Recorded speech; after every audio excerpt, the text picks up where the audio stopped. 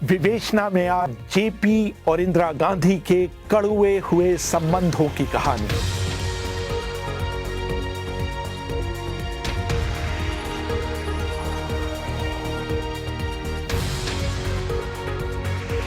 विवेचना में अभिवादन स्वीकार करिए रेहान फजल का।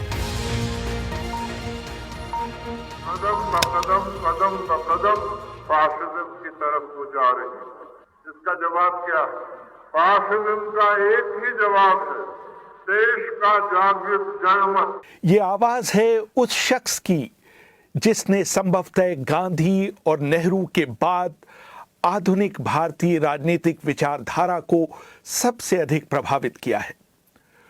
1974 आते आते पूरे भारत का माहौल इंदिरा गांधी के इतना खिलाफ और जेपी के पक्ष में हो चला था कि उन्हें देश के उद्धारक के रूप में देखा जाने लगा था। न सिर्फ उनका संपूर्ण क्रांति का नारा आम जनता को आकर्षित करने लगा था, बल्कि उनके दल विहीन प्रजातंत्र की अवधारणा को भी गंभीरता से लिया जाने लगा था। कांग्रेस के हलकों से भी ये मांग उठने लगी थी कि जेपी से टकराने के बजाय उनको साथ लेकर चलने की कोशिश होनी चाहिए। लोगों के दबाव के चलते इंदिरा गांधी अनिच्छापूर्वक जेपी से मिलने को तैयार हो गईं। जाने माने पत्रकार और जेपी आंदोलन में भाग लेने वाले राम बहादुर राय बताते हैं, जेपी का जोर था कि बिहार विधानसभा को भंग करने की मांग उचित है, उस पर आपको विचार करना चाहिए। अंत में जब बात करीब करीब खत्म हो गई थी तो इंदिरा ने सिर्फ एक वाक्य कहा, आप कुछ देश के बारे में भी सोचिए। ये बात जेपी के मर्म पर चोट करने वाली थी। जेपी ने कहा था, इंदु मैंने देश के अलावा और सोचा ही क्या है। इसके बाद जेपी से जो भी मिला उससे उन्होंने बताया कि इंदिरा ने उनका अपमान किया है। इसके बाद जेपी ने यह भी कहना शुरू कर दिया कि इंदिरा से अब हमारा सामना चुनाव के मैदान में होगा। इस तीखी बहस के बाद जेपी ने इंदिरा गांधी से 1 मिनट अकेले में बात करने की इच्छा प्रकट की। इंदर मल्होत्रा इंदिरा गांधी की जीवनी इंदिरा गांधी ए पर्सनल एंड पॉलिटिकल बायोग्राफी में लिखते हैं, जब जगजीवन राम दूसरे कमरे में चले गए तो जेपी ने इंदिरा को पीले पड़ चुके कागजों का एक पुलिंदा पकड़ाया। ये इंदिरा की माता कमला नेहरू द्वारा 20 और 30 के दशक में जेपी की पत्नी प्रभावती को लिखे गए पत्र थे, जिन्हें प्रभावती ने बहुत सहेज कर रखा था। इन पत्रों में कमला ने नेहरू खानदान की महिलाओं द्वारा उनके साथ बुरा सलूक किए जाने का खुलकर जिक्र किया था। जेपी ने बताया कि पिछले वर्ष उनकी पत्नी के देहांत के बाद उन्हें ये पत्र उनके कागजों में मिले थे। जेपी के इस जेस्चर से इंदिरा गांधी थोड़ी देर के लिए भावुक जरूर हुई, लेकिन तब तक उन दोनों के बीच इतनी खाई बढ़ चुकी थी कि वो पट नहीं सकी। इंदिरा गांधी के सचिव रहे पीएन धर अपनी किताब Indira Gandhi the emergency and Indian democracy में लिखते हैं, हमारे और जेपी के बीच मध्यस्थता कर रहे गांधी पीस फाउंडेशन के सुगत दास गुप्ता ने मुझसे कहा था, नीतिगत मामलों का इतना महत्व नहीं है, मेरी सलाह यह है कि आप जेपी को कुछ मान दीजिए। बकौल राधा कृष्ण और दास गुप्ता, जेपी उम्मीद कर रहे थे कि प्रधानमंत्री बनने के बाद इंदिरा गांधी उनसे उसी तरह के संबंध स्थापित करेंगी जैसे नेहरू और गांधी के बीच हुआ करते थे। इंदिरा गांधी जेपी की एक इंसान के तौर पर कदर जरूर करती थीं, लेकिन उनके विचारों से वो शुरू से ही सहमत नहीं थी। उनकी नजर में वो एक ऐसे सिद्धांतवादी थे जो अव्यावहारिक चीजों को अधिक महत्व देते थे। एक दूसरे के बारे में ऐसे विचार रखने के बाद दोनों के बीच समान राजनीतिक समझ पैदा होना लगभग असंभव था। सच्चाई ये थी कि दोनों का अहम बहुत बड़ा था और नियति के पास उन दोनों के बीच टकराव होने देने के अलावा कोई विकल्प नहीं था।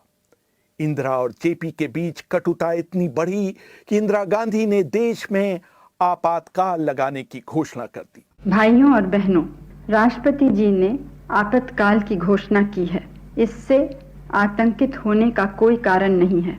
आप सभी गहरे और व्यापक षड्यंत्र से अवगत होंगे जो उस समय से रचा जा रहा है जब से मैंने भारत के जनसाधारण के लाभ के लिए कुछ प्रगतिशील उपाय करने शुरू किए।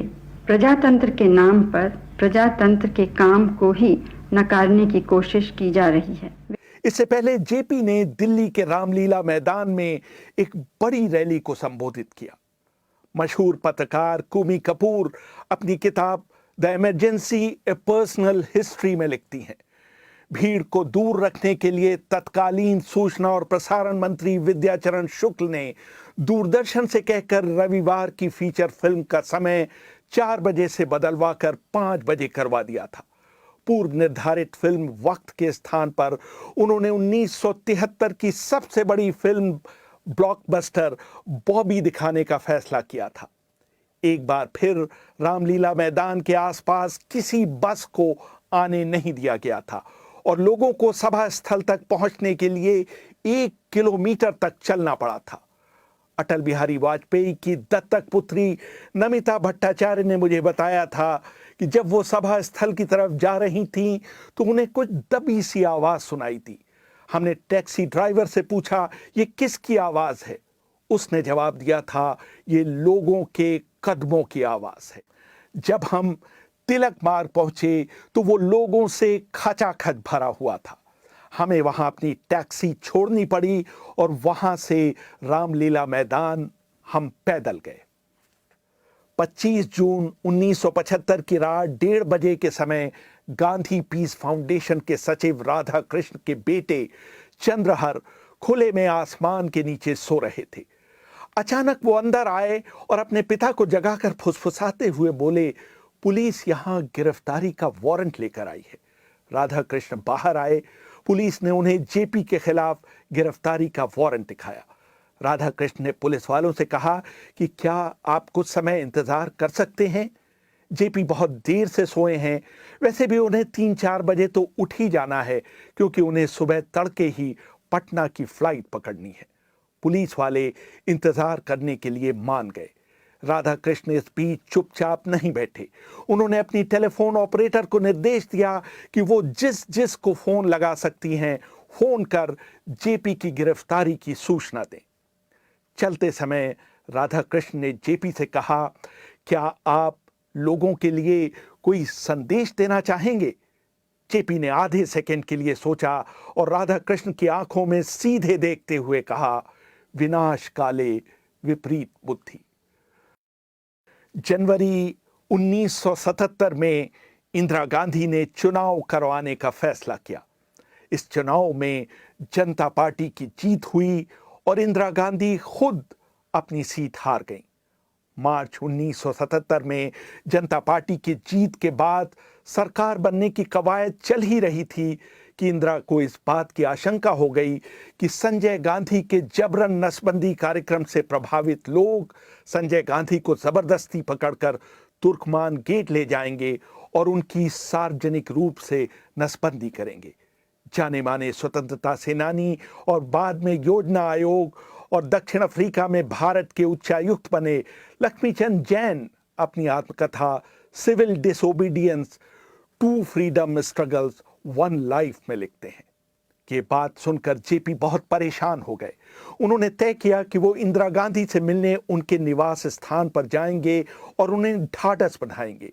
जेपी इंदिरा के पास गए और उन्होंने उनके साथ चाय पी।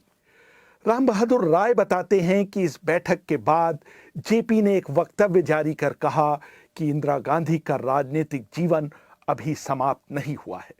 जेपी गए हैं, इंदिरा गांधी से भेंट की है, इंदिरा गांधी से ये पूछा है कि प्रधानमंत्री न रहने पर तुम्हारा खर्च वगैरह कैसे चलेगा। तो इंदिरा गांधी ने उनको ये बताया कि हमको जो जवाहरलाल नेहरू की पुस्तकों से जो रॉयल्टी आती है, यानी जो आमदनी के जरिए थे उसके बारे में बताया। और जेपी ने इंदिरा गांधी को आश्वस्त किया कि किसी तरह की जाति, किसी तरह का भेदभाव नहीं होगा। और उन्होंने चौधरी चरण सिंह से, मोरारजी देसाई से व्यक्तिगत तौर पर अपील की।